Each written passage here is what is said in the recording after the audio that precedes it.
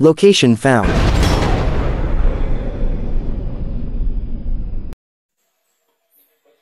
Nandito tayo ngayon mga katets sa area ng ating isang katets na nandito. Ito yung mga hinukay nila dati kung saan lang sila nagukay. Ayan.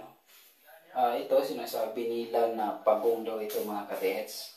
At dyan sa unahan, papunta tayo dyan, meron daw na upuan na nandyan sa unahan. Ayan sila naglilinis sa area.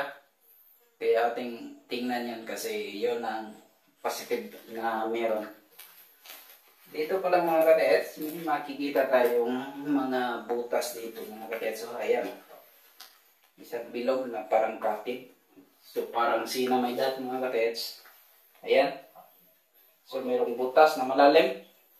Ibig sabihin yan mga katets, merong cave sa unahan. Ito, ayan, tatlo mga 30 meters. Ito ang direction papunta doon. Merong cave daw doon mga katets. Ang area na ito ay matagal na kinampuhan ng mga Hapon mga katets. Kaya ating puntahan yung sinasabi niyang upuan na binaliktad na nila. Tingnan natin kung ano ang nandoon mga katets para makita nyo ang sinasabi ng ating katets na nandito na mayroong upuan. Ayan mga katets. Okay, palapit na tayo. Kaso hindi nalinisan itong area mga katets, kaya napaka masukal ng area. So ito yung upuan na hinulog nila mga katets. Ito siya mga katets, upuan ng general. Ayan. So parang dito yan nakapwisto mga katets.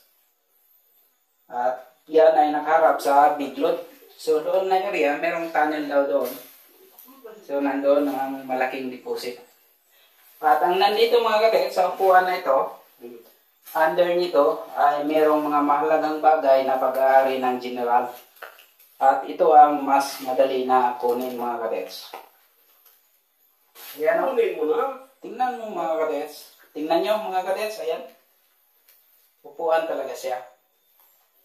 Kaso nakatagilid na. Kasi mayroong mga hukay dito ng ating mga katets. Ayan. So mababaw lang yan. Hindi yan makukuha ang deposit sa ganyan. Ayan. Ito pa. Hukay nila. So ito yung upuan. Ayan. Pag nakikita kayo ng mga ganito mga katets, deposit under po yan. Kaso lang medyo mahirapan kayo kasi konkrito ang ilalim nito. So kailangan nyo talaga ng pagsisikap para marating ang nakabaon na deposito.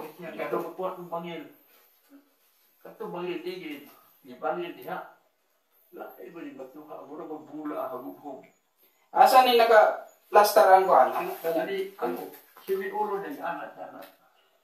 So dia siya? Dia naka-plaster?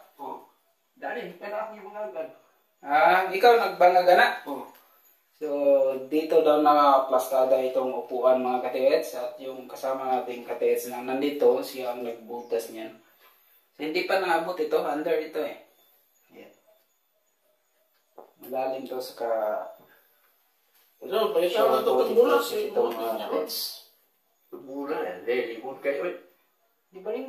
So, meron palang bula na nakuha dito mga katets. Katungigin ko ba ito? Kalili umo din siya kay mo ano rin silang Tulad to sa mga. iburagan mo na ko na siya. So, meron daw bilog na bato na parang bula na gumulong pagtanggal nitong upuan. At doon na papunta dahil masukal ang area. So, mahirap itong hanapin. At makakahanap nito mga katets ay isang mga expert lang.